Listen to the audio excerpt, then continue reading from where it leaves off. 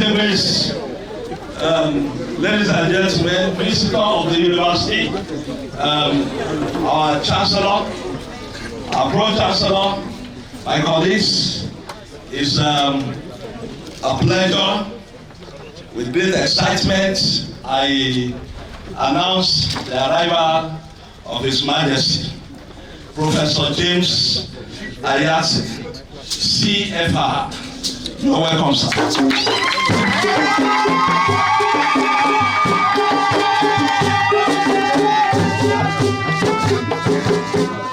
2 times Vice Chancellor of Federal University.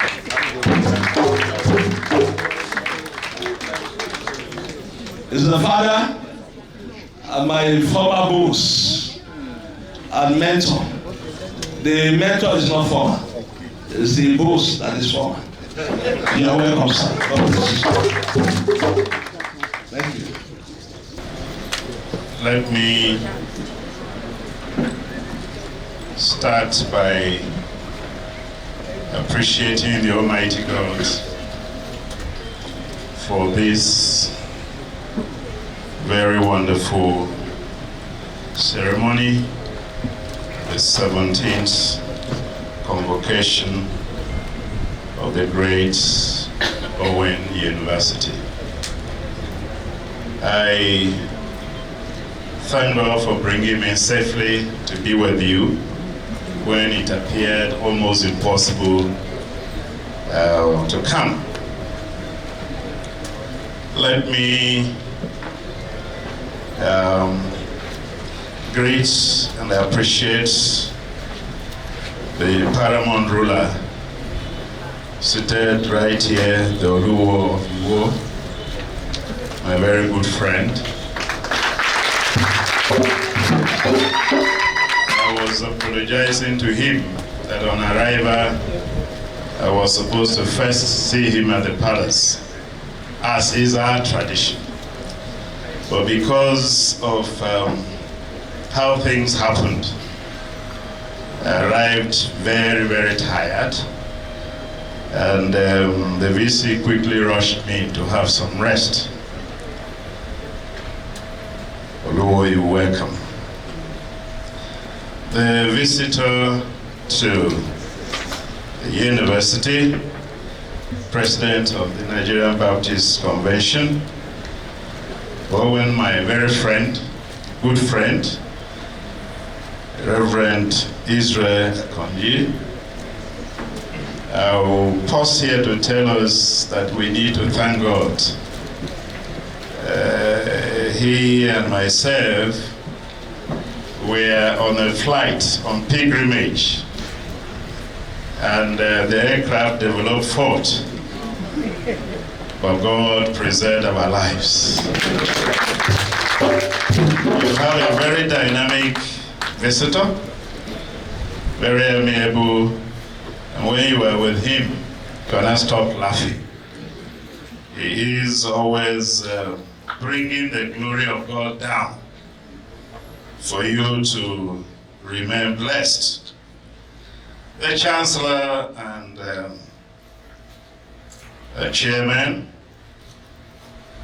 the Pro-Chancellor, Chairman of the Governing Council, the Vice Chancellor, who I can correctly describe as my son.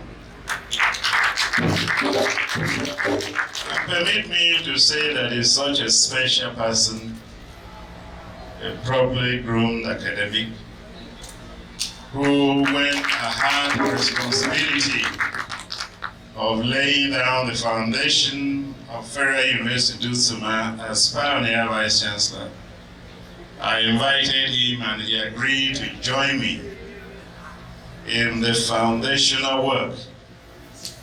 I think I remember that part of the time he had to also dash away to Germany because he had a fellowship there and was wondering whether I would accept. I say, go ahead. I myself, I am a thoroughbred academician that believes in excellence. So he went, finished his fellowship and came back and joined us. And I made him a director of linkages. And he linked us all over the place. And then we ended up as a young university on webometric ranking, the world webometric ranking of universities in Nigeria. We were number 14 in just about 3 years of establishment, far ahead of all the universities. And he was one of my right hands in doing that job. I appreciate you, Joshua. The members of the council and management, other staff here, let me appreciate my people that have been given wonderful entertainment. I think Joshua always has a way of springing a surprise. I didn't know he was going to do this, but thank you all the same. It has really added spice to the arrangement. And I also want to apologize on behalf of the organizers that we have to do the lecture here against the normal protocol of the university. But I think the visitor had given approval that it should be done. And I concur because as one time in my second round as Vice Chancellor of Federal University, I was the chairman in charge of ethics and ceremonials of Nigerian University. And we produced a document which those of you in the system know is called KEFI Declaration on how convocation ceremonies should be done. I chair that committee. And by the power conferred on me, in that capacity, I give approval to this arrangement.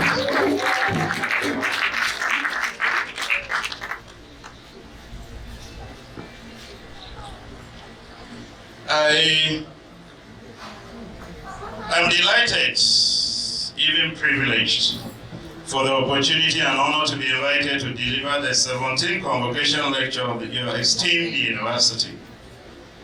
The invitation from the university gave me the latitude and option of choosing to speak either on the overhauling the academic offerings in Africa's tertiary education, imperatives for a reawakened continent, or education as a tool of boosting the capacity of the gay child in a fast-changing world. Based on my background and career of nearly 40 decades in the academia, and the opportunity to head 2 federal universities as Vice Chancellor, my natural and professional gravitation would understandably be towards the first topic. However, having been persuaded to retire from the academia to become the paramount ruler and superintending over a people with a population above 13,000 that are culturally patriarchal, like most African ethnic nationalities, I have had to deal with customs and issues that have over the decades created clear disadvantages for women, including the gay child education, and have developed a passion for these concerns. In addition, as a father that has raised 4 girls into different major professions, and a wife to become a professor, I could be described, thank you, I could be described as a convert on matters of gender concern. Therefore, I have chosen to talk to you this afternoon on the topic, education as a tool for boosting the capacity of the gay child in a fast-changing world. I will therefore not be speaking as an expert on gender issues, but as a convert with passion on the topic that I believe is very dear to the hearts of many Nigerians. In addressing this topic, I shall be leading the audience to ponder and answer concerns on education of the gay child. What is education and its role in the empowerment or capacity building? What is the gay child education and its importance to her, the community, and national development? What are the challenges to the gay child education globally and nationally? How do we deal with these hurdles? What are the skills requirements in a fast-changing world? Are the current skills offerings sufficient to meet the global requirements? How do we pattern our gay child education to meet the demands of the fast-changing world? I do not promise to exhaustively address these questions, but I will present thoughts that will significantly provoke discussions that will change our individual and collective approach, that will lead to change in the status quo for the good of our present and future national development. Education and its importance. Education is an activity that impacts knowledge and skills. Education gives us knowledge of the world around us, and if properly utilized, it positively changes the individual and our community. Education is needed for the development and improvement of a nation. It empowers people and strengthens the nation. It ensures equality, making it possible for all to come out of poverty by themselves. Education has been and will remain a leading pathway to development. The current breakthroughs in science and technology are the byproducts of the growth and progress in education. The comfort we now derive from various inventions in areas of manufacturing, transportation, electronics, construction, food production, defense learning, and digital economy are all products of good education. A simple tool, like the microphone that I'm using, is designed and produced by scientists to make speaking to big public gathering easier, as we're seeing today. According to the African legend and former president of the Republic of South Africa, Nelson Mandela, education is the most powerful weapon which you can use to change the world. The former United Nations Secretary General, Mr. Kofi Annan, stated that education is the premise of progress in every society and every family. Also, John Dewey, a famous American philosopher and education, opined that education is not preparation for life, it is life itself. Education is important for the progress of all, and so a discussion on education as a tool for boosting capacity of all, and especially the gay child, cannot be a waste of time. We all know the three categories of education: the formal, informal, and the non-formal. Formal education is the one conducted in a classroom setting in an institution like primary or secondary school, etc., etc. Students in formal education are taught basic skills such as reading, writing, calculations, and other advanced forms of learning by teachers, tutors, lecturers, and professors. Informal education takes place outside the premises of academic institution. Learning here takes place at home, or in the community, or in workshops. Qualified teachers are not needed because learning is not formal. Non-formal education could have some qualities of formal education with structured curriculum, but learning here is not in a school. Vocational training is a good example of non-formal education. which could be at any age. In discussing education as a tool for boosting the capacity of the gay child in a fast-changing world, my emphasis will be on formal education. As a tool, education boosts the capacity of all. According to UNESCO, if all children in Nigeria acquire mere reading skills, the entire society can positively change dramatically. Education is a wonderful tool that helps us develop problem-solving skills, decision-making, and the development of logical and critical thinking. The thinking and logic of an educated person cannot be compared with that of an educated person cannot be compared with that of an uneducated person. Education sharpens a person and prepares her for big decisions. I'm using her advisedly. I'm not using him. And I believe you know why.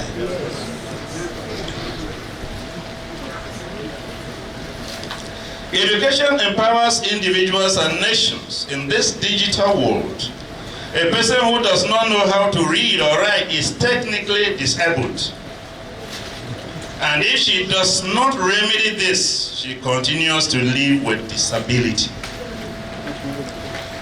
She cannot operate a cell phone, cannot use ATM to transact simple financial business, or use a calculator to ease calculations. It's that bad.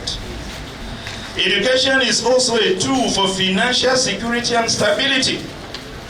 In Canada and other countries in the West, 70% of jobs require at least college-level certificate.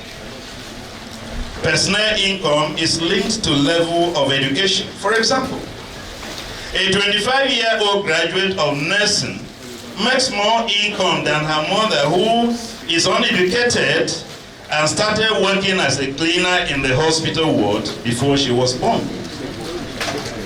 Education is a veritable tool for economic development.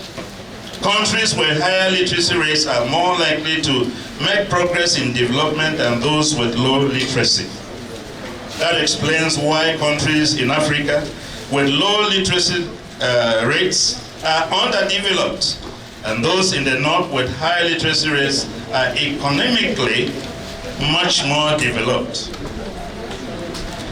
India and other Asian countries have moved from the third world classification to the second world status, and their literacy rates are also comparatively higher than those of African countries like Nigeria, Kenya, Tunisia, and Somalia. It is said that national economic growth begins with the individual economic growth. Individual economic growth is largely determined by one's level of education. Education provides a great tool for developing communities. It boosts educated people's ability to give back to their communities. Teachers, nurses, doctors, and community workers sometimes return to work in their communities after completing their education. A community with no educated person may suffer a dearth of such key professionals. In this lecture, I intend to situate the discussion globally, but within the context of our education of the Nigerian gay child. Gay child education and its importance.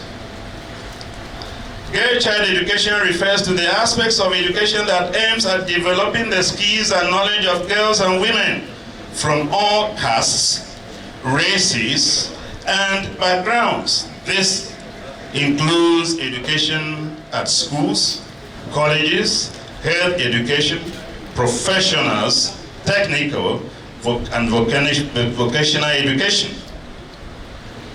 In every community, offering quality and universal education to young girls promotes progress for the entire society. According to Cabell of the United States Agency of International Development, better known as USAID. Female education is a silver bullet for the development and progress. Similarly, Kofi Annan, former United Nations Secretary General, in April 2003 said, "There is no tool for development more effective than the education of the girl."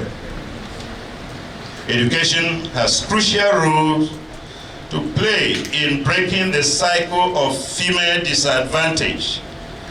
It provides skills to enhance capabilities and serves as catalyst for emancipatory struggles. Education is a way of bringing about attitudinal changes and should also be used as a way of simultaneously preparing boys to accept girls as equal. Education for the girl child has a long-term economic implication for the nation. Girl child education is what can no longer be taken for granted. It should be the aspiration of nations and all parents to fulfill without gender bias and do it with urgency.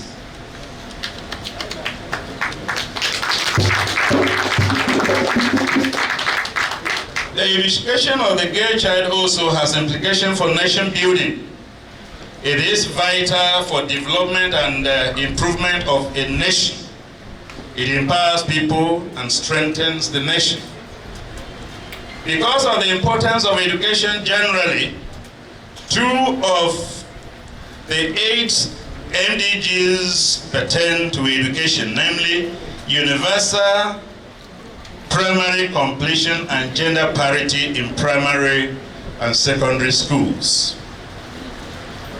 To better understand the far-reaching effects of education, let us reveal some few areas that show the importance of female education. Increased literacy. Of the 163 million illiterate youths across the globe, nearly 63% are female. Offering all children education will prop up literacy rates, pushing forward development in struggling regions. Human trafficking. Women are the most vulnerable for trafficking when they are undereducated and poor, according to the United Nations Interagency Projects on Human Trafficking. Through providing young girls with opportunities and fundamental skills, this billion-dollar industry can be significantly undermined. Political representation. Across the globe, women are underrepresented as voters and restricted from political participation. The United Nations Women's Program on Leadership and Participation suggests that civic education, training, and all-round empowerment will reduce this gap. Thriving babies. According to the United Nations Girls Education Initiative, children of educated mothers are twice more likely to survive past the age of 5. Foreign aids for schoolhouses and curriculum development could greatly benefit East African country of Burundi, where nearly 16,000 children die per year. Safe sex. We're looking at why education of the gay child is very important. A girl who completes primary school is 3 times less likely to contract HIV. With these statistics in mind, the World Bank calls education as a window of hope in preventing the spread of AIDS among today's children. Later marriage. As suggested by the United Nations Population Fund, in underdeveloped countries, 1 in every 3 girls is married before reaching the age of 18. In a region where a girl receives 7 or more years of education, the wedding date is delayed by at least 4 years. Smaller families. Increased participation in school reduces fertility rates over time. In Mali, women with secondary education or higher have an average of 3 children. Their counterparts with no education have an average of 7 children. Income potential. Education also empowers a woman's wallet. Somebody just said he didn't bring his wallet. By boosting her earning capabilities. According to the United Nations Educational, Scientific and Cultural Organization, also known as UNESCO, a single year of primary education has been shown to increase a girl's wages later life by 20%. Thriving GDP. Gross domestic product also soars when both girls and boys are being offered educational opportunities. When 10% more women attend school, GDP increases by 3% on the average. Poverty eradication. When women are provided with equal rights and equal access to education, they go on to participate in business and economic activity. Increased earning power and income combats against current and future poverty through feeding, clothing, and providing for the entire family. Population reduction. There is a strong link between increased levels of education for females and lower fertility rates. This means that the higher the level of a woman's educational attainment, the fewer number of children she is likely to bear. And this effect is shown in countries and cultures around the world. The looming hunger crisis could be tackled by ensuring girls spend more time schooling. We know as a fact that why it is important that every child should be given the opportunity to be educated, no matter the gender of the child, as both sexes can bring equal growth and contributions to the society. However, putting a girl in the classroom and giving her quality education leads to a better, more sustainable and lasting results. Girls' education, therefore, should be a strategic development priority for addressing development and social stability. It is imperative that challenges confronting girls' education be addressed urgently and with commitment by government, education providers, communities, and homes so that all girls and young women receive quality education. This is their human right, a global development priority, and a strategic priority for the development partners and other global institutions. Education of the girl child in Nigeria. Between 1960 and now, there has been considerable increase in the literacy rates of girls in Nigeria. However, education for the girl child still lags behind that of boys. Many cultures never allowed females to go to school when Western education started in Nigeria, and that attitude has continued in some regions of the country. The fear was that girls in school would be too exposed and unable to attract good husbands. It was also feared that girls in school would become pregnant out of wedlock and bring shame and disrepute to the family. Boys had greater advantage. The situation was even worse for girls in northern Nigeria. Cultural and religious norms and values which prevented Western education for girls remains the problem even to this day. In the 21st century, girl child education in Nigeria still lags far behind that of boys. In 2021, multiple indicators survey report has shown that one out of every 5 of the world's out-of-school children is in Nigeria. Only 47.7% of female children in northern Nigeria are in primary school. Those in secondary schools are even much less because many drop out for different reasons before they could complete basic education. At least 52.3% of girls in northern Nigeria do not know how to read and write and are not in any formal education facility.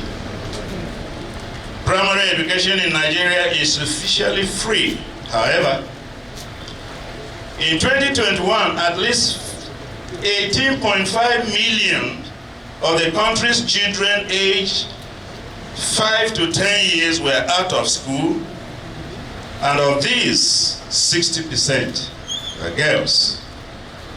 The situation in the rural areas is even worse, as their deprivation is due to economic barriers, socio-cultural norms, and practices that discourage attendance to school for especially girls. What are the hurdles to girl child education in Nigeria? Let me begin by acknowledging that every day girls face barriers to education which are caused by poverty, cultural norms and practices underscored by religious beliefs, poor infrastructure, violence, and fragility.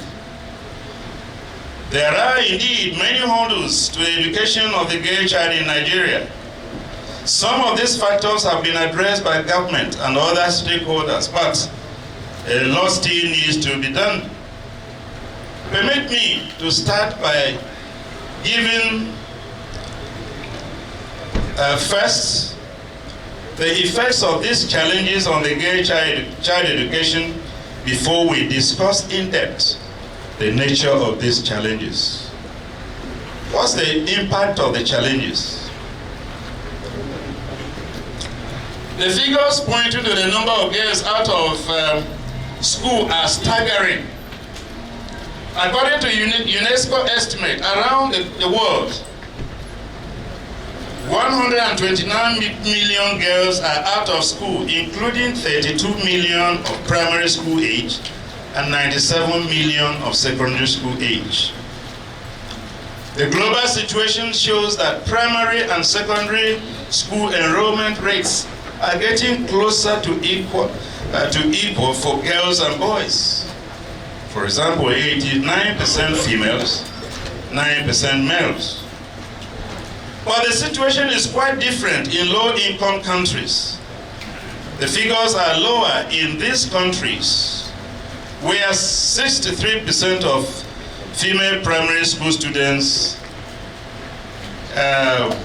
complete primary school, compared to 67% of male primary school students.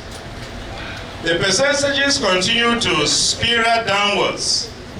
In low-income countries, secondary school completion rates for girls also continue to lag, with only 36% of girls completing lower secondary school compared to 44% of boys.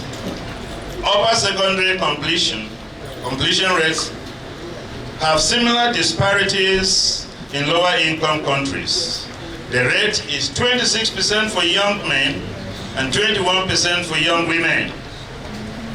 In Nigeria, the situation is even more stark, with differences between the northern and southern parts of the country, which reflects large percentages of girls' education in the south, with the north recording very low percentages, especially in the far north.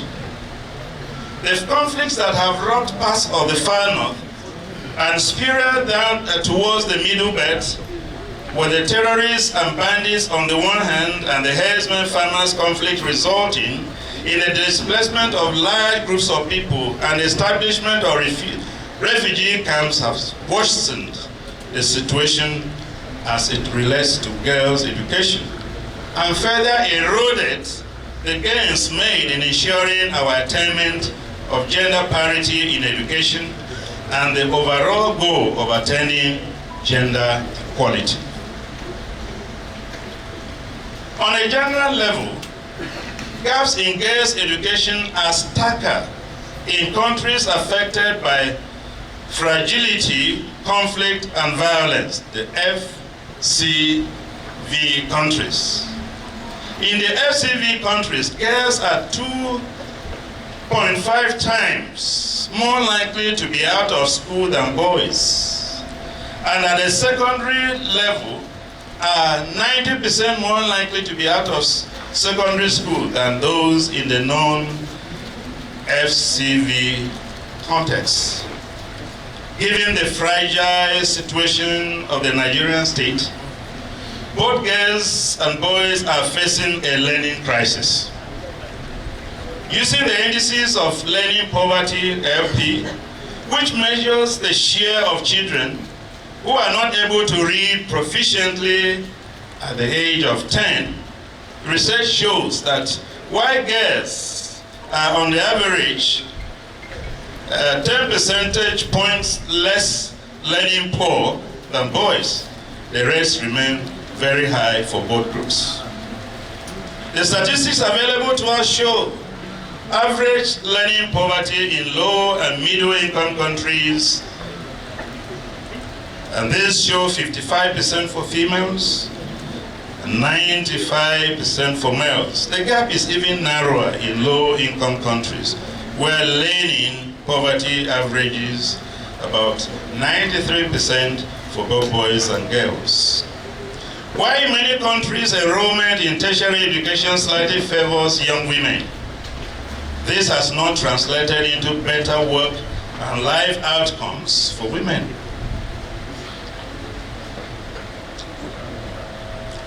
The gender gap in labor force participation as relates to women is quite large globally. It is especially stark in the African region, which has some of the lowest female labor force participation rate of 24 and 20% in some cases. These are appallingly low rates considering what is observed in other regions like Latin America, 53%, or East Asia, 59%, which are still below the rest of men.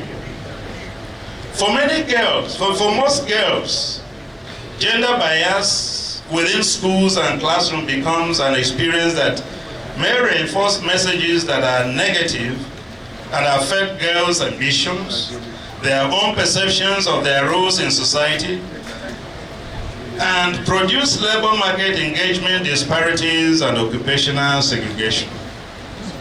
The design of schools and classrooms, learning environments, or behavior of faculty, staff, and peers in the schools, in the child school, can further reinforce negative images that impact learning and further reinforce stereotypes.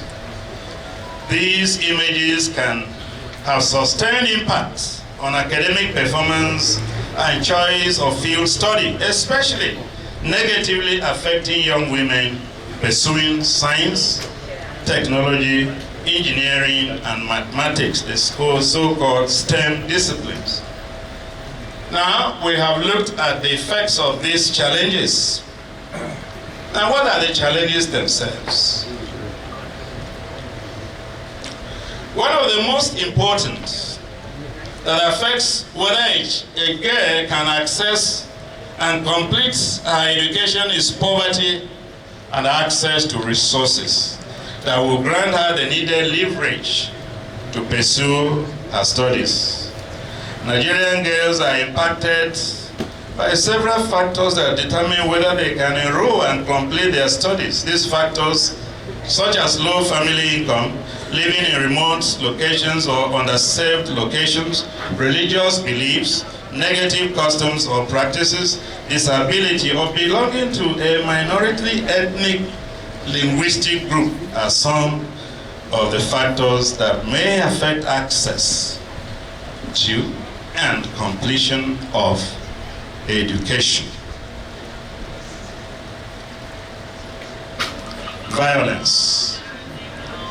In Nigeria today, violence is a major issue that prevents girls from accessing and completing education, especially in conflict-ridden environments. The distance to school often places girls at an increased risk of violence, and many experience violence while at school. Most recent data estimates that globally, approximately 60 million girls are sexually assaulted on their way to or at school every year. That often affects their mental and physical health and overall well-being, while also leading to lower attendance and higher dropout rates. An estimated 246 million children experience violence in and around school every year. It is therefore imperative to end school-related gender-based violence and address adolescents' pregnancies, which result from sexual violence or sexual exploitation. Girls who become pregnant often face strong stigma and even discrimination from their communities. The burden of stigma, compounded by unequal gender norms, can lead girls to drop out of school early and not return.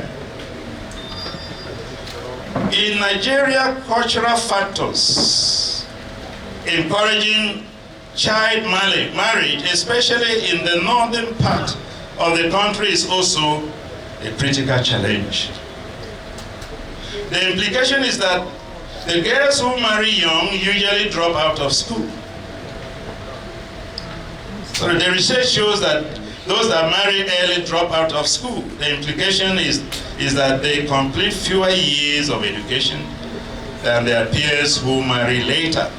This also means that they are also more likely to have children at a young age and are exposed to higher levels of violence perpetrated by their partners. Early marriage also has implications for education and health of the children, as well as the ability of the mother to earn a living.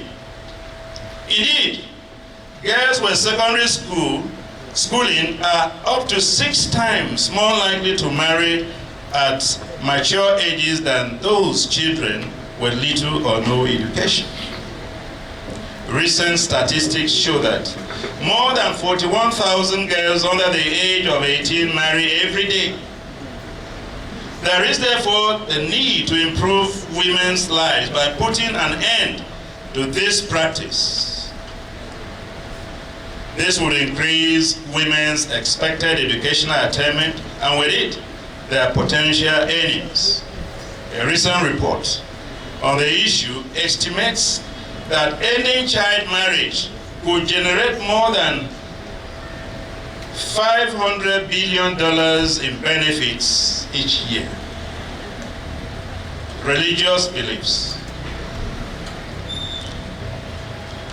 Religious beliefs too may cause women to be disadvantaged. In northern Nigeria, there is a religious group popularly known as Boko Haram. They preach that Western education is evil. They have gone about to discourage Western education and are known to have abducted and married many schoolgirls in northern Nigeria, such as the Chibok girls in Borno State. Some girls have been killed in the process of resisting adoption or becoming wives of Boko Haram members. This religious norm has far-reaching negative effects on the education of the gay child. The pandemic. The recent COVID-19 pandemic has negatively impacted girls' health and well-being, and many are yet to return to school because of worsening economic conditions. Available statistics indicate The prevalence of violence against girls and women has increased during the pandemic, jeopardizing their health, safety, and overall well-being.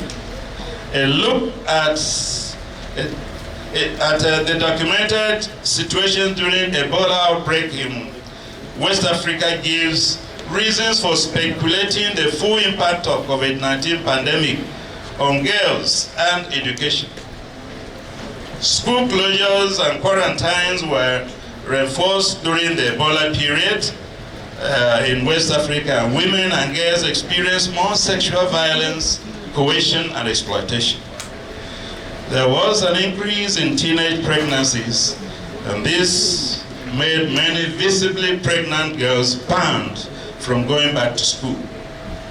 With the pandemic, schools closed throughout the developing world, and in this part of the world, there is still stigma around teenage pregnancies, which translates to probably an increase in dropout rates as teenage girls become pregnant or married. Household work burdens. Another factor is increase in household work burdens, which could result in girls spending more time helping at home instead of studying. The possibility of parents, particularly those who put lower value on girls' education, would tend to keep their daughters at home even after schools reopen. Other factors. The instability of the school environment with constant strikes by teachers and unions has impact on children's education. Some leave schools during strike and are not able to return even after strikes are called off. Some become pregnant and married during strike periods. Girls feel ashamed to return to school even after they give birth. Several other factors such as structural barriers, illiteracy of parents, violence by bandits, herdsmen and gunmen, floods, the use of unqualified teachers, and outbreak of other epidemics have implications on the girl child education. And what about boosting the capacity of the girl child through education? Every effort must be made to boost the capacity of girls in education. In 2016, Malala Yousafzai, the Pakistani young activist, was honored with Nobel Prize for promoting girl child education. The Nobel Prize was a loud statement to underscore the importance of the girl child education to the world. Education is a powerful instrument that accords a girl child power, prestige, survival, approval, greatness, and advancement. A popular African proverb states that if you educate a man, you empower an individual. If you educate a woman, you empower a nation.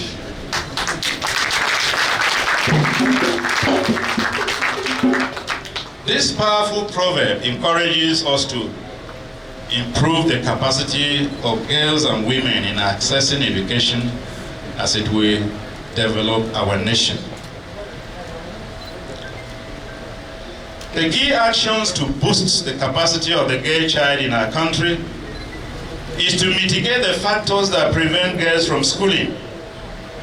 The approaches for doing this are briefly discussed. Addressing cultural factors. Sociologists say that culture is learned. It is not created by God. Culture is defined as a set of learned and shared ways of life of a people who have lived together for a long period of time. Our cultural and religious norms and customs that are against girl child education should be eradicated.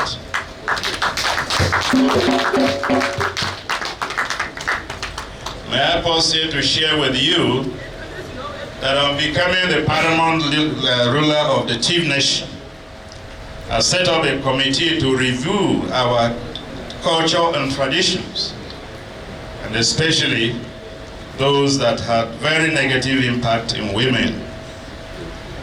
And that has been done. And now, traditionally, we agree that if a man dies and leaves whatever property, they belong to the wife and the children, not to the brothers. It is believed that while the man is alive, he should do all he can do for his brothers and sisters. But whatever he dies and leaves behind without a stated will be for the wife and the children, or wives and children. Nobody will come and drive out the woman for the children to inherit, because we know in tradition some people eye properties of their brothers and they will find ways of eliminating them so that they will inherit.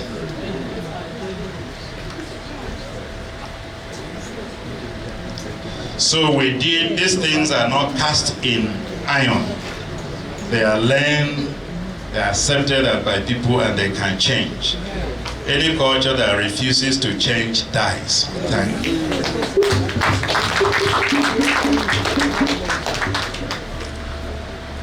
Many customs, such as female genital mutilation, have been largely eradicated. The cultures of early marriage, using girls as household helps, and sales girls, etc., must be discouraged through legislation. Governments at the federal, state, and local government should enlist the support of traditional rulers and religious leaders. They are closer to the people. The people listen and respect them, and so they can take promotion of school enrollment among girls as part of their roles to boost women education and enhance their life opportunities. That is what we're encouraging. Traditional rulers and religious rulers should play an important role in modifying cultures for our development, both personal and national.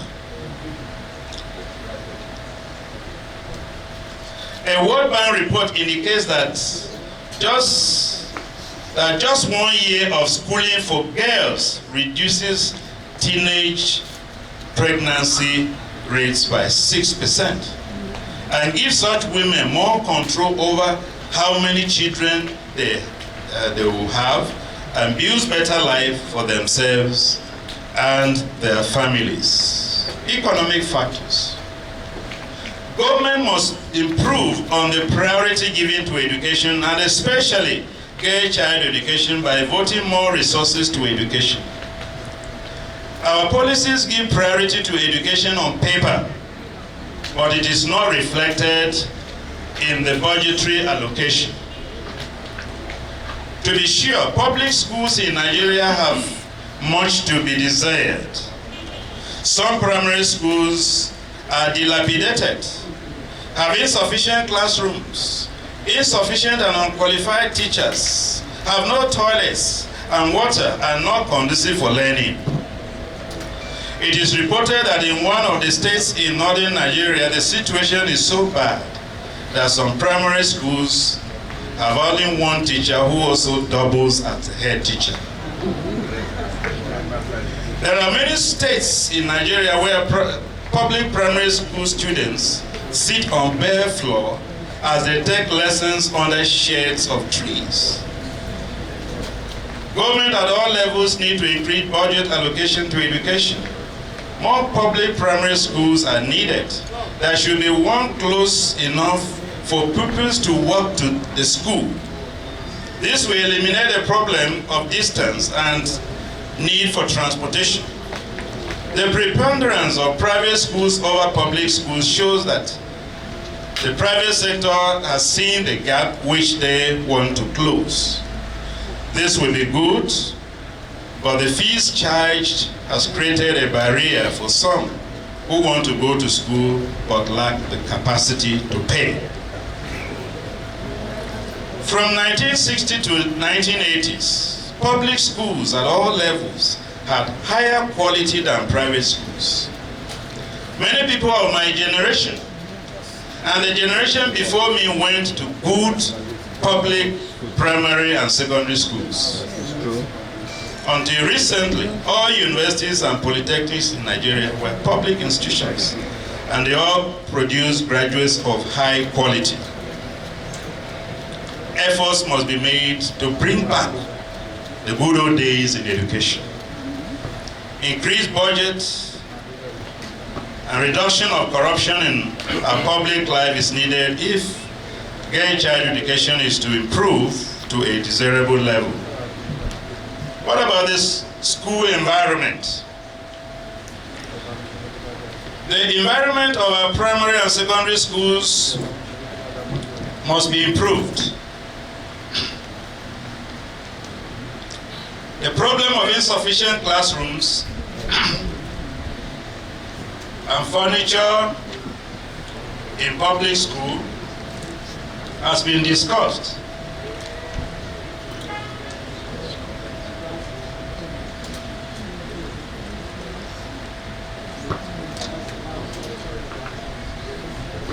Yeah.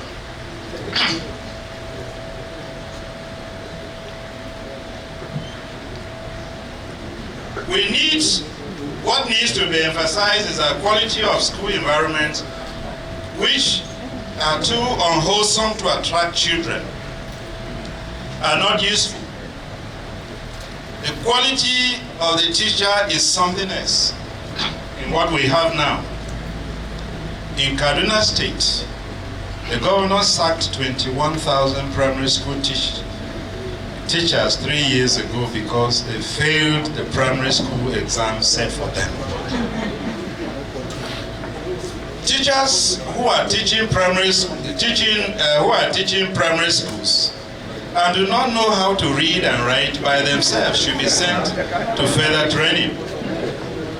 To retain them in the current position is to practically steal the future of the children. In Delta State, one teacher was not able to read when she was requested by the governor to do so during a tour of the school. Toilets are essential requirements of all schools. Girls, and especially those menstruating, are embarrassed in the absence of toilets and may choose to abandon schools that do not have toilets. Good and neat environment is a norm in all schools. It is said that neatness is next to godliness. And neat school environment is needed to motivate children and make them cultivate habits of neatness and good hygiene. Programs to empower girls. A few years ago, UNICE Nigeria started and completed a special 8-year program between 2012 and 2020 called Girls Education Project in 6 states in northern Nigeria. The project spanned from within a period of 2 years. The objective of the project was to improve school access, retention, and learning outcomes for girls. They employed different methods, including short scholarships and unconditional cash transfers, which greatly improved literacy rates of girls in Bauchi, Kebbi, Niger, Sokoto, Katsina, Kano, and Zamfara states, where at least 1.4 million girls returned to school. More of such special, innovative, and successful projects should be considered by the government and international agencies to improve girls' child education in our country. We advise our rich and prosperous men and women to establish education foundations with emphasis on improving girl child education. Instead of saving their huge amount of money in Switzerland and other foreign countries, they should establish foundations to help in the improvement of education and health. The Ford Foundation and the Camgia Foundation are good examples of over 10,000 United States foundations. They have reached out to many countries with special projects to improve education, health, and other aspects of social development. National and international non-governmental organizations and community-based organizations are encouraged to invest in special projects like what UNICEF does by promoting gay child education.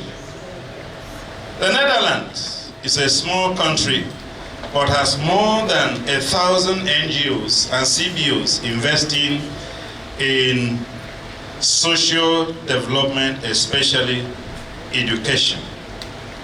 Gender-based violence. Violence against girls and women is increasing, and as our country experiences more cases of violence, that against females has greatly increased. Kidnapping of school children has increased. There are cases of kidnapping and adoption of the Chibok girls from Borno State, case in Kaduna and other states. Every effort must be made to minimize gender and sexual-based violence, to take away the fear from girls who want to go to school. Violence is truly a setback, not only to girls, but all of education in our country. Increase budgets. The education budgets at the federal and state levels remain considerably low. Education is on the concurrent list, but every level of government needs to work at meeting the UNESCO prescription that at least 26% of budget be reserved for education. Academic Staff Union of Universities, ASU, has just called off 8-month strike. The long strike had a lot to do with poor education budget. Other unions in the education sector at the federal and state levels also were on strike for the same reason. With increased budgets, schools will have enough to support a gender and environment-friendly academic environment. This, if done will increase female enrollment and push up our literacy rate.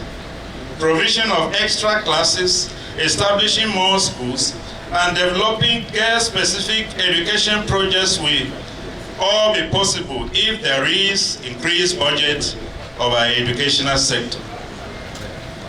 International and national agencies may also beef up their budget for education because of the centrality of education in human development. Emotional and psychological support. We need to put in place emotional and psychological support strategies for girls to give them more encouragement to go to school. Some children are legitimately afraid of going or staying in school because of the dangerous activities of herdsmen, gunmen, Boko Haram, and bandits. They sit at home forced by ARPOB on Mondays in southeastern Nigeria is another form of violence. That special encouragement is needed for children to overcome the fear of kidnapping and adoption. Some have missed very important examination like WAEC because of violence. Skills for the fast-changing world for the gay child. We must provide a stimulating learning environment in our schools that encourages the development of relevant skills for living in a 21st century technological and fast-changing global society. Now the skills are inquiry, analysis, critical and creative thinking, problem solving, and learning skills, communication and presentation, awareness and understanding of personal, interpersonal, and entrepreneurial skills, and continuous education skills. These are the vital skills needed in a fast-changing world. Curriculum development and implementation to deliver these skills is possible if the above steps for the mitigation of the challenges facing the gay child education are implemented with faithfulness and commitment. Concluding remarks. Education has been and remains the most veritable instrument in boosting the development of people, communities, and nations. In 1995, the Premier of Western Region, Chief Obafemi Awolowo of blessed memory, established free universal primary education program in the region. The states in Western Nigeria are today reaping the benefits of the policy. Southwest geopolitical region now has the highest literacy rate in Nigeria. They have the highest number of professors, lawyers, and other professionals. The number of universities in the southwestern region of Nigeria is the highest in any of the regions. I was privileged to study at the great UI, University of Ibadan. So that you can understand that I also drank from the environment, and it shows. In the early 1950s, India started to focus on education, investing heavily in the sector. She has consistently continued, and it has started paying off. India today has a crop of educated people who are taking over the world in ICT, in business, in politics, and development. Recently, an Indian, Pamela Harris, was appointed or elected the Vice President of the United States. Mr. Rishi Sunak, another Indian, has become the Prime Minister of Britain. At least 25 of the biggest world companies, such as Google, Microsoft, Motorola, Pepsi-Cola, IBM, Nokia, MasterCard, Adobe, are headed by Indians. Wow.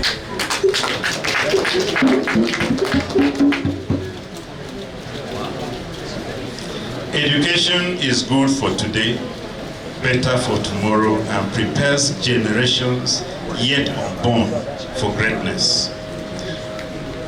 If educated, the future of the girl, her family, society, and the nation will be brighter and better.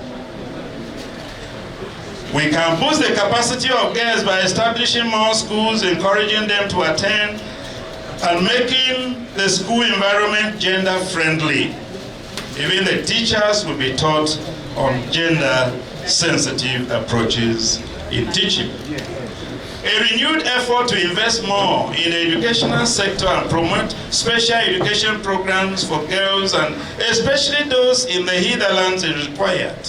Above all, the increasing violence and terrorism in Nigeria is not good for the growth of education and indeed society. Leaders and all community members must enhance our efforts to make our country peaceful. It is only under a peaceful atmosphere that girls will be educated to boost the capacity to face a fast-changing world.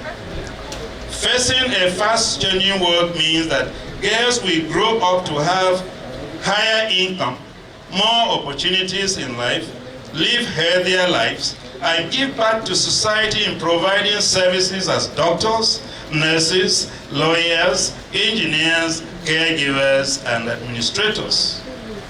It is hoped that in our generation, every girl and boy will learn how to read, write, and do arithmetic, and be able to procure and know how to operate a cell phone. This is the minimum expected of us to redeem 50% of our population from embarrassing disability of illiteracy. Let me conclude the lecture by quoting from the former President of America, Barack Obama, who supports girls' education. But this is words. Imagine if you have a team and you don't let half of them play. That is stupid. That makes no sense. And the evidence shows that communities that give their daughters the same opportunities as their sons, they are more peaceful, they are more prosperous, they develop faster, they are more likely to succeed. Unquote. Distinguished ladies and gentlemen, let us do all we can in our generation to stop all harmful practices that prevent the education of girls and women in Nigeria. Let us join hands and make every effort to boost the education capacity of our Nigerian girls and women in a fast-changing world. Thank you.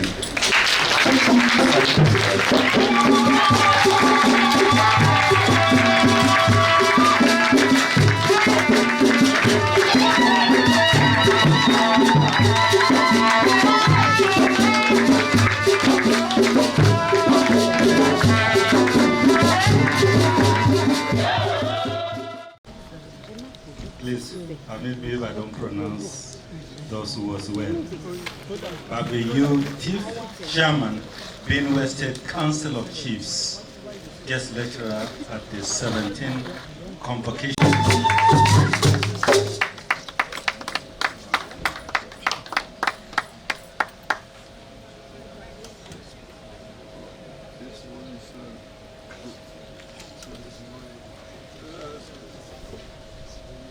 In the same manner, sir, we also want to officially present this special gift to you on behalf of Bowen, God the Son and God the Holy Spirit.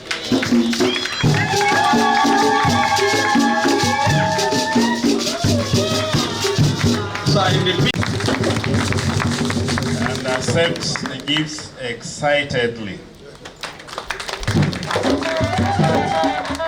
And this is my first time coming here, and I can say that the people, the environment, the university, everything is captivating.